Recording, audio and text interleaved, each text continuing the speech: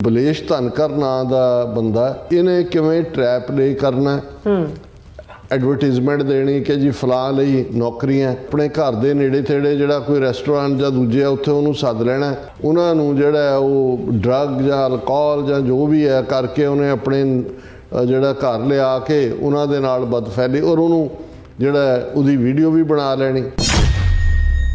30 ਸਾਲ ਦੀ ਜਦੋਂ ਸਜ਼ਾ ਦਿੰਦੇ ਆ ਡਿਸਟ੍ਰਿਕਟ ਕੋਰਟ ਜੱਜ ਮਾਈਕਲ ਕਿੰਗ ਨੇ ਕਿਹਾ ਕਿ ਵੀ ਮੈਨੂੰ ਨਹੀਂ ਲੱਗਦਾ ਵੀ ਸਾਡੇ ਸਾਰੇ ਮੁਲਕ ਦੇ ਵਿੱਚ ਇਸ ਕਿਸਮ ਦਾ ਕੋਈ ਕੇਸ ਕਦੇ ਪਹਿਲਾਂ ਸਾਹਮਣੇ ਆਇਆ ਹੋਏ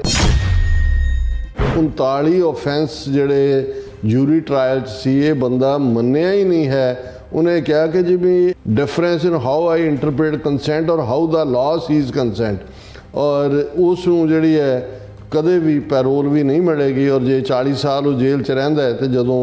83 ਸਾਲ ਦਾ ਹੋਏਗਾ ਉਦੋਂ ਜੇਲ੍ਹ 'ਚੋਂ ਬਾਹਰ ਨਿਕਲੇਗਾ highly regarded among the Indian Australian community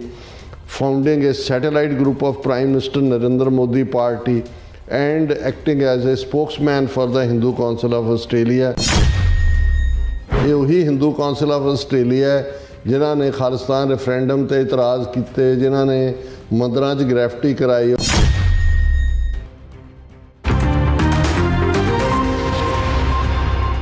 Viewers, welcome back on our program. So viewers, ਗੱਲਬਾਤ ਕਰਨ ਜਾ ਰਹੇ ਹਾਂ ਕਿ ਮੀਡੀਆ ਰਿਪੋਰਟਾਂ ਅਨੁਸਾਰ ਹਿੰਦੂ ਕੌਂਸਲ ਆਫ ਆਸਟ੍ਰੇਲੀਆ ਦੇ ਸਪੋਕਸਮੈਨ ਬਲੇਸ਼ ਧਨਖੜ ਨੂੰ ਆਸਟ੍ਰੇਲੀਆ ਦੀ ਇੱਕ ਅਦਾਲਤ ਵੱਲੋਂ 40 ਸਾਲ ਦੀ ਸਜ਼ਾ ਸੁਣਾਈ ਗਈ ਹੈ ਔਰ ਬਲੇਸ਼ ਧਨਖੜ ਨੇ ਦਰਜਨਾਂ ਕੋਰੀਅਨ ਔਰਤਾਂ ਨੂੰ ਨੌਕਰੀ ਦਾ ਝਾਂਸਾ ਦੇ ਕੇ ਆਪਣੇ ਜਾਲ ਵਿੱਚ ਫਸਾਇਆ ਅਤੇ ਫਿਰ ਉਹਨਾਂ ਨੂੰ ਡਰੱਗਸ ਦੇ ਕੇ ਉਹਨਾਂ ਨਾਲ ਬੇਹੋਸ਼ੀ ਦੀ ਹਾਲਤ ਵਿੱਚ ਜਿਨਸੀ ਜਿਹੜੇ ਸਬੰਧ ਨੇ ਉਹ ਬਣਾਏ ਆ ਔਰ ਯਾਦ ਰਹੇ ਇਹ ਹਿੰਦੂਤਵੀ ਲੀਡਰ ਮੋਦੀ ਦੇ ਬਹੁਤ ਕਰੀਬ ਹੈ ਔਰ ਮੋਦੀ ਦੇ ਆਸਟ੍ਰੇਲੀਆ ਦੌਰਿਆਂ ਦੌਰਾਨ ਇਹ ਮੋਦੀ ਦੇ ਨਾਲ ਹੀ ਰਹਿੰਦਾ ਸੀ ਇਹ ਕਿਰਦਾਰ ਹੈ ਇਹਨਾਂ ਬਦ ਇਖਲਾਕੀ ਹਿੰਦੂ ਤਵੀਆਂ ਦਾ ਸੋ ਇਸ ਬਾਰੇ ਆਪਾਂ ਗੱਲਬਾਤ ਕਰਨ ਜਾ ਰਹੇ ਹਾਂ ਸੋ ਅਸੀਂ ਚਾਹਾਂਗੇ ਕਿ ਤੁਸੀਂ ਇਸੇ ਤਰ੍ਹਾਂ ਬੜੇ ਰਹਿਣਾ ਦੇਖਣ ਸੁਣ ਲਿਆ ਲਿਖ ਲਈ ਤੁਹਾਡਾ ਸਭ ਦਾ ਬਹੁਤ ਸ਼ੁਕਰੀਆ ਜੀ ਡਾਕਟਰ ਸਾਹਿਬ ਕੀ ਕਹਿਣਾ ਚਾਹੋਗੇ ਦੇਖੋ ਅਸੀਂ ਇਹ ਸਮਝਦੇ ਹਾਂ ਵੀ ਕ੍ਰਿਮੀਨਲ ਹੁੰਦਾ ਜਿਹੜਾ ਅਪਰਾਧੀ ਹੈ ਉਸ ਨੂੰ ਕਿਸੇ ਧਰਮ ਨਾਲ ਜੋੜ ਕੇ ਨਹੀਂ ਦੇਖਣਾ ਚਾਹੀਦਾ ਪਰ ਜਦੋਂ ਅਸੀਂ ਇਹਨਾਂ ਦਾ ਵਰਤਾਰਾ ਦੇਖਦੇ ਹਾਂ ਹਿੰਦੂ ਤਵੀਆਂ ਦਾ ਜਦੋਂ ਅਸੀਂ ਹਿੰਦੂ ਤਵੀ ਕਹਿੰਦੇ ਹਾਂ ਇਸ ਦਾ ਮਤਲਬ ਹਿੰਦੂ ਨਹੀਂ ਹੈ ਇਹ ਉਹ ਵਿਚਾਰਧਾਰਾ ਵਾਲੇ ਲੋਕ ਜਿਹੜੇ ਆਪਣੇ ਆਪ ਨੂੰ ਹਿੰਦੂ ਤਵੀ ਹੋਣ ਦੇ ਨਾਤੇ ਬਾਕੀਆਂ ਨਾਲੋਂ ਸ੍ਰੇਸ਼ਟ ਸਮਝਦੇ ਨੇ ਘੱਟ ਗਿਣਤੀਆਂ ਨੂੰ ਇਹ ਸਮਝਦੇ ਨੇ ਕਿ ਵੀ ਇਹਨਾਂ ਦੇ ਉੱਤੇ ਜਿਹੜਾ ਧੌਂਸ ਚਮਾਣੀ ਇਹਨਾਂ ਦੇ ਹੱਕ ਖੋਹਣਾ ਇਹਨਾਂ ਨੂੰ ਜ਼ਲੀਲ ਕਰਨਾ ਇਹ ਜਿਹੜਾ ਸਾਡਾ ਮੁੱਢਲਾ ਹੱਕ ਹੈ ਸਾਡਾ ਫੰਡਾਮੈਂਟਲ ਰਾਈਟ ਹੈ ਔਰ ਇਹ ਗੱਲ ਇਕੱਲੀ ਇੱਕ ਲੈਵਲ 'ਤੇ ਨਹੀਂ ਹੈ ਹੁਣ ਹੋਲੀ ਦਾ ਤਿਉਹਾਰ ਆਉਣ ਵਾਲਾ ਹੈ ਇਹਨਾਂ ਦਾ ਹੁਣ ਸੰਭਲ ਜਿੱਥੇ ਕਿ ਮਸਜਿਦ 'ਚ ਜਾ ਕੇ ਇਹਨਾਂ ਨੇ ਗੰਦ ਪਾਇਆ ਗੋਲੀ ਚਲਾਈ 4 ਬੰਦੇ ਮਾਰੇ ਉੱਥੇ ਮੁਸਲਿਮ ਮੈਜੋਰਟੀ ਏਰੀਆ ਨੇ ਔਰ ਉਹਨਾਂ ਦਾ ਅਸਿਸਟੈਂਟ ਪੁਲਿਸ ਕਮਿਸ਼ਨਰ ਜਿਹੜਾ ਹੈ ਉੱਥੇ ਪ੍ਰੈਸ ਕਾਨਫਰੰਸ ਦੇ ਵਿੱਚ ਕਹਿ ਰਿਹਾ ਹੈ ਕਿ ਜਿਨ੍ਹਾਂ ਨੂੰ ਧਰਮ ਵਾਲਿਆਂ ਨੂੰ ਹੋਲੀ ਤੋਂ ਪ੍ਰੋਬਲਮ ਹੈ ਹੋਲੀ ਦੇ ਰੰਗ ਨਾਲ ਉਹਨਾਂ ਦਾ ਧਰਮ ਭਿੱਟ ਜਾਂਦਾ ਹੈ ਉਹ ਘਰਾਂ 'ਚੋਂ ਨਾ ਨਿਕਲਣ ਹੁਣ ਇਹ ਇਸ ਲੈਵਲ 'ਤੇ ਉਸ ਕਮੇਟੀ ਮੀਟਿੰਗ 'ਚ ਜਿੱਥੇ ਕਿ ਜਿਹੜਾ ਕਿ ਆਪਸੀ ਸਦਭਾਵ ਬਣਾਉਣ ਦੀ ਲਾਈਨ ਹੈ ਕਿਉਂਕਿ ਸ਼ਾਇਦ 14 ਮਾਰਚ ਨੂੰ ਹੀ ਹੋਲੀ ਹੈ ਔਰ ਉਸ ਦਿਨ ਹੀ ਰਮਜ਼ਾਨ ਕਿਉਂਕਿ ਰਮਜ਼ਾਨ ਦਾ ਮੁਬਾਰਕ ਮਹੀਨਾ ਚੱਲ ਰਿਹਾ ਔਰ ਉਸ ਦਿਨ ਜ਼ੁਮਾ ਹੈ ਕਿਉਂਕਿ ਜ਼ੁਮੇ ਦੀ ਨਮਾਜ਼ ਜਿਹੜੀ ਹੈ ਉਹ ਟੁਗੈਦਰ ਪੜ੍ਹੀ ਜਾਂਦੀ ਹੈ ਜਮਾਤੀ ਨਮਾਜ਼ ਦਾ ਵਿਧਾਨ ਹੈ ਇਸਲਾਮ ਦੇ ਵਿੱਚ ਔਰ ਇਹ ਉਹਨਾਂ ਦੇ ਕਿਉਂਕਿ ਆਲਰੇਡੀ ਉੱਥੇ ਬਿਟਰਨੈਸ ਹੈ ਔਰ ਕਾਫੀ ਟਕਰਾਅ ਵਾਲਾ ਮਾਹੌਲ ਹੈ ਆਲਰੇਡੀ ਜਿਵੇਂ ਮੈਂ ਕਿਹਾ ਵੀ ਵਾਇਲੈਂਸ ਹੋਈ ਹੈ ਅਤੇ ਉੱਥੇ ਪੁਲਿਸ ਵਾਲਾ ਇਹ ਕਹਿ ਰਿਹਾ ਜੀ ਜਿਹਨੂੰ ਇਹ ਪ੍ਰੋਬਲਮ ਹੈ ਇਹ ਕਿ ਰਮਜ਼ਾਨ ਜ਼ੁਮੇ ਦੀ ਨਮਾਜ਼ ਵੇਲੇ ਮੁਸਲਮਾਨ ਵੀ ਬਾਹਰ ਹੋਣੇ ਨੇ ਉਹ ਹੋਲੀ ਨਾਲ ਜੋ ਉਹਨਾਂ ਦਾ ਮਜ਼ਹਬ ਭਿੱਟਦਾ ਹੈ ਹੋਲੀ ਦੇ ਰੰਗ ਨਾਲ ਉਹ ਘਰਾਂ 'ਚੋਂ ਨਾ ਨਿਕਲਣ ਹੁਣ ਇਸ ਲੈਵਲ 'ਤੇ ਔਰ ਜਦੋਂ ਦੁਨੀਆ ਦੇ ਵਿੱਚ ਇੱਕ ਪਾਸੇ ਟੈਰਿਫ ਇਕੋਨਮੀ ਦੂਜੇ ਤੀਜੇ ਕੀ ਗੱਲ ਹੈ ਤੁਸੀਂ ਸਾਰੇ ਭਾਰਤੀ ਮੀਡੀਆ ਔਰੰਗਜ਼ੇਬ ਦੇ ਲੱਗੇ ਨੇ ਉਹਦੀ ਡਿਬੇਟ ਹੋ ਰਹੀ ਔਰੰਗਜ਼ੇਬ ਨੇ ਕੀ ਕਿਹਾ ਅਤੇ ਸ਼ਿਵਾਜੀ ਨੇ ਕੀ ਕਿਹਾ ਅਤੇ ਫਲਾਣੇ ਨੇ ਇਹ ਕਿਹਾ ਸਾਹਮਣੇ ਜੋ ਚੱਲ ਰਿਹਾ ਜਾਂ ਜੋ ਖੁਦ ਔਰੰਗਜ਼ੇਬ ਦੀ ਰੂਹ ਇਹਨਾਂ ਦੇ ਵਿੱਚ ਵੜੀ ਹੋਈ ਹੈ ਉਸ ਦਾ ਇਹਨਾਂ ਨੂੰ ਕੋਈ ਜਿਹੜਾ ਨਹੀਂ ਹੈ ਉਹ ਉਸ ਪਾਸੇ ਲੱਗੇ ਹੋਏ ਨੇ ਲੇਕਿਨ ਜੇ ਤੁਸੀਂ ਕੁੱਲ ਮਿਲਾ ਕੇ ਕ੍ਰਾਈਮ ਦੇ ਕਿਉਂਕਿ ਅਸੀਂ ਤਾਂ ਕਦੇ ਇਸ ਕਿਸਮ ਦੀਆਂ ਖਬਰਾਂ ਨੂੰ ਮੈਂ ਬਹੁਤ ਘੱਟ ਪਿਕ ਕਰਦਾ ਮੈਨੂੰ ਹੁੰਦਾ ਵੀ ਕ੍ਰਿਮੀਨਲ ਤਾਂ ਕ੍ਰਿਮੀਨਲ ਹੈ ਪਰ ਜਿਸ ਲੈਵਲ ਦੇ ਫਰਾਡ ਉਹ ਸਾਈਬਰ ਦੇ ਵਿੱਚ ਹੋਣ ਉਹ ਦੂਸਰੇ ਇਹ ਇਨਵੋਲਵ ਹੁੰਦੇ ਨੇ ਉਹਦੇ 'ਚ ਕੋਈ ਲੱਖਾਂ ਡਾਲਰ ਨਹੀਂ, ਉਹ ਫਿਰ ਕਰੋੜਾਂ ਜਾਂ ਦੂਜੇ ਉੱਥੋਂ ਤੋਂ ਜਿਹੜੇ ਲੈ ਕੇ ਦੌੜੇ ਹੀ ਹੋਏ ਨੇ। ਕੋਈ ਲਲਿਤ ਉਹ ਦੌੜਿਆ ਹੋਇਆ, ਕੋਈ ਫਲਾਣਾ ਹੈ, ਤੇ ਕੋਈ ਚੌਕਸੀ, ਤੇ ਕੋਈ ਜਿਹੜੇ ਇਹਨਾਂ ਦੇ ਮੋਦੀ ਦੇ ਆਪਣੇ ਰਿਸ਼ਤੇਦਾਰ ਸਾਰੇ ਜਿਹੜੇ ਨੇ ਲਲਿਤ ਮੋਦੀ ਔਰ ਦੂਜੇ ਦੌੜੇ ਹੋਏ ਨੇ, ਉਹ ਤਾਂ ਆਪਣੀ ਥਾਂ ਤੇ। ਲੇਕਿਨ ਜਿਹੜੇ ਜਿਨਸੀ ਅਪਰਾਧ ਨੇ ਜਿਸ ਕਿਸਮ ਦੇ, ਹੁਣ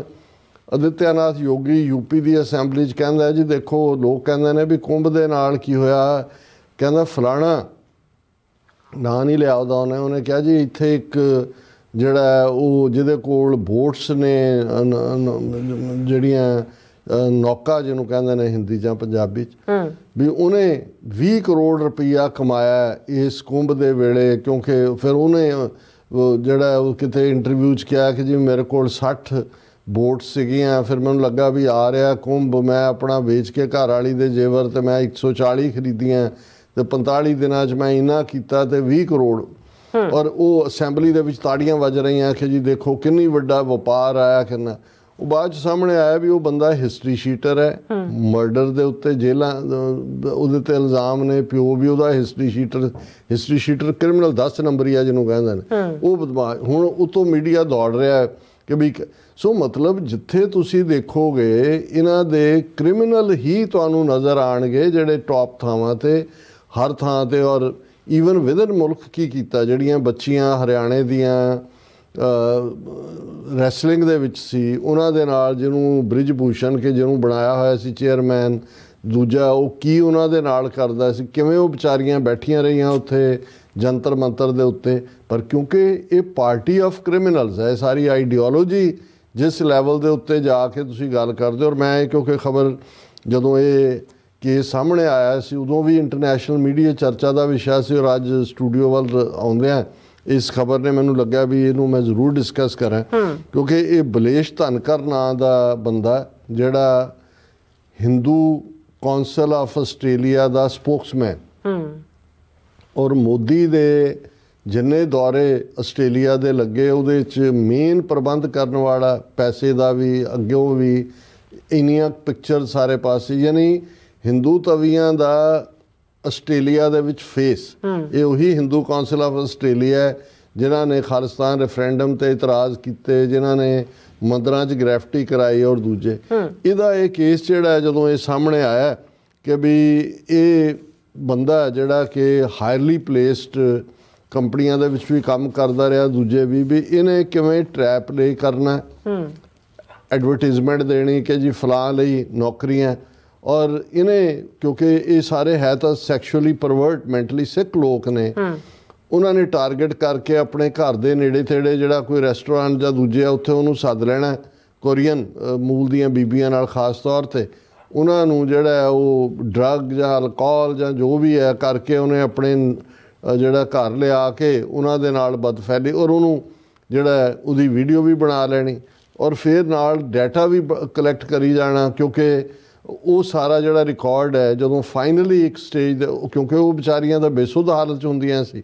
ਉਹਨਾਂ ਦੇ ਨਾਲ। ਔਰ ਇੱਕ ਕੇਸ ਜਿਹੜਾ ਸਾਹਮਣੇ ਆਇਆ ਜਦੋਂ ਪੁਲਿਸ ਨੇ ਰੇਡ ਕੀਤਾ, ਉਹ ਪ੍ਰੂਫ ਵੀ ਉਹਨਾਂ ਦੇ ਸਾਹਮਣੇ ਆ ਗਿਆ ਜਿਹੜਾ ਉਹਨੇ ਖੁਦ ਹੀ ਡਾਟਾ ਕਲੈਕਟ ਕੀਤਾ ਹੋਇਆ ਸੀ। ਔਰ ਉਹਦੀ ਕਨਵਿਕਸ਼ਨ ਜਿਹੜੀ ਹੋਈ ਹੈ ਉਸ ਦੇ ਵਿੱਚ ਉਹਨੂੰ ਜਿਹੜੀ ਹੈ 40 ਸਾਲ ਦੀ ਕੈਦ ਸੁਣਾਈ ਗਈ, ਔਰ ਵਿਦਆਊਟ ਪੈਰੋਲ, ਹਾਈਲੀ ਪ੍ਰੀਡੇਟਰੀ ਰੇਪਸ ਇਹਦੇ ਲਈ ਅਦਾਲਤ ਨੇ ਕਿਹਾ। ਔਰ ਇਹ ਜਿਹੜਾ ਉਹਦੇ 'ਚ ਇਹ IT ਕੰਸਲਟੈਂਟ ਸੀ, ਔਰ ਇਸ ਦਾ ਜਿਹੜਾ ਮੈਂ ਹੁਣ ਕੁਝ ਚੀਜ਼ਾਂ ਪੜ੍ਹ ਵੀ ਨਹੀਂ ਸਕਦਾ ਹਾਂ ਕਿ ਵੀ ਇਸ ਦੀਆਂ ਉਹ ਕਰਤੂਤਾਂ ਕੀ ਸੀ ਕਿ ਵੀ। ਔਰ ਇਹ ਜਦੋਂ ਅਬਿਊਜ਼ ਕਰਦਾ ਸੀ ਉਹਨਾਂ ਨੂੰ, all the women were either unconscious or significantly impaired at the time of the abuse. ਔਰ ਜਦੋਂ ਪੁਲਿਸ ਨੇ ਉਹ ਐਕਸੈਲ ਸਪਰੈਡਸ਼ੀਟ ਦੀ ਲੱਭੀ ਤੇ ਉਹਦੇ 'ਚ ਉਹਨਾਂ ਦੀਆਂ ਸਾਰੀਆਂ ਪਰਸਨਲ ਡਿਟੇਲ ਸੀ। ਔਰ ਕਿਵੇਂ ਜਿਹੜਾ ਹੈ ਇਹਦੇ 'ਚ 30 ਸਾਲ ਦੀ ਜਦੋਂ ਸਜ਼ਾ ਦਿੰਦੇ ਆ, ਡਿਸਟ੍ਰਿਕਟ ਕੋਰਟ ਜੱਜ ਮਾਈਕਲ ਕਿੰਗ ਨੇ ਕਿਹਾ ਕਿ ਵੀ ਮੈਨੂੰ ਨਹੀਂ ਲੱਗਦਾ ਵੀ ਸਾਡੇ ਸਾਰੇ ਮੁਲਕ ਦੇ ਵਿੱਚ ਇਸ ਕਿਸਮ ਦਾ ਕੋਈ ਕੇਸ ਕਦੇ ਪਹਿਲਾਂ ਸਾਹਮਣੇ ਆਇਆ ਹੋਏ। ਇਹ ਜਿਹੜਾ ਬਹੁਤ ਇਸ ਬੰਦੇ ਨੇ ਜਿਹੜਾ ਐਗਰੀਜੀਅਸ ਸੀਕੁਐਂਸ ਹੈ ਪਲਾਂਟ ਪ੍ਰੀਡੇਟਰੀ ਕੰਡਕਟ ਦਾ, 5 ਕੇਸ ਜਿਹੜੇ ਸਾਹਮਣੇ ਜਿਹੜੀਆਂ ਬੀਬੀਆਂ ਨੇ ਆ ਕੇ ਟੈਸਟੀਫਾਈ ਵੀ ਕੀਤਾ, 5 ਅਨਰਿਲੇਟਡ ਯੰਗ ਵਿਮਨ ਜਿਹੜੀਆਂ ਮੋਸਟਲੀ ਕੋਰੀਅਨ ਮੂਲ ਦੀਆਂ। ਔਰ ਇਸ ਦੇ ਵਿੱਚ ਇਹ ਜਿਹੜਾ ਕਿਵੇਂ ਉਹਨਾਂ ਦੀਆਂ ਜ਼ਿੰਦਗੀਆਂ ਤਬਾਹ ਹੋਈਆਂ, ਉਹਨਾਂ ਦੇ ਜਿਹੜਾ ਕਿ ਚੋਂ ਕਦੇ ਵੀ ਉਹ ਆਪਣੇ ਆਪ ਨੂੰ ਫ੍ਰੀ ਨਹੀਂ ਕਰ ਸਕਦੀਆਂ ਜੋ ਮੈਂਟਲ ਟਾਰਚਰ ਹੈ। ਔਰ ਉਹਦੇ 'ਚ ਉਹਨੇ ਕਿਹਾ ਕਿ ਵੀ ਇਹ ਜਿਹੜਾ ਮੈਂ ਐਗਜ਼ੈਂਪਲਰੀ ਸਜ਼ਾ ਇਹਨੂੰ ਦੇ ਰਿਹਾ ਔਰ ਇਹ ਜਿਹੜਾ ਧਨਕਰ ਹੈ ਇਹ ਹੁਣ AAP ਦੀ ਰਿਪੋਰਟ ਹੈ ਕਿ ਵੀ ਇਹ highly regarded among the Indian Australian community founding a satellite group of Prime Minister Narendra Modi party and acting as a spokesman for the Hindu Council of Australia, data visualization consultancy ABC ਨਾਲ, British American Tobacco ਨਾਲ, Toyota ਦੇ ਨਾਲ, Sydney Trains ਦੇ ਨਾਲ ਔਰ 2006 ਦੇ ਵਿੱਚ ਇਹ ਸਟੂਡੈਂਟ ਦੇ ਤੌਰ ਤੇ ਆਸਟ੍ਰੇਲੀਆ 'ਚ ਆਇਆ ਔਰ ਇਹ ਸਾਰੇ ਦੀ ਇਸ ਕਰਤੂਤ ਨੇ ਜਿਹੜਾ ਈਵਨ ਜਿੱਥੇ ਉਹਨਾਂ ਨੇ ਕਿਹਾ ਜੀ ਕਿ ਆਸਟ੍ਰੇਲੀਅਨ ਲੋਕ ਸ਼ਰਮਿੰਦਾ ਨੇ ਔਰ ਇਸ ਨੂੰ ਉਹਨਾਂ ਨੇ 2023 ਦੇ ਵਿੱਚ ਜਿਊਰੀ ਬਣੀ ਸੀ ਜਿੰਨੇ ਕੇਸ ਇਹਦੇ ਸਾਹਮਣੇ ਸੀ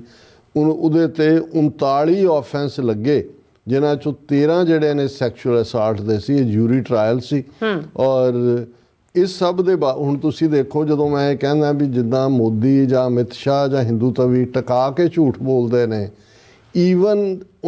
39 ਆਫੈਂਸ ਜਿਹੜੇ ਜੂਰੀ ਟਰਾਇਲ 'ਚ ਸੀ ਇਹ ਬੰਦਾ ਮੰਨਿਆ ਹੀ ਨਹੀਂ ਹੈ। ਉਹਨੇ ਕਿਹਾ ਕਿ ਜੀ ਵੀ ਇਹ ਤਾਂ ਤੁਹਾਡਾ ਕੰਸੈਂਟ ਦਾ ਮਤਲਬ ਕੋਈ ਡੈਫੀਨੇਸ਼ਨ ਹੋ ਸਕਦੀ ਹੈ difference in how I interpret consent or how the law sees consent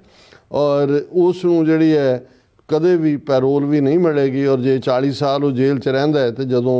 83 ਸਾਲ ਦਾ ਹੋਏਗਾ ਉਦੋਂ ਜੇਲ੍ਹ 'ਚੋਂ ਬਾਹਰ ਨਿਕਲੇਗਾ। ਸੋ ਐਗਜ਼ੈਂਪਲਰੀ ਪਨਿਸ਼ਮੈਂਟ ਹੈ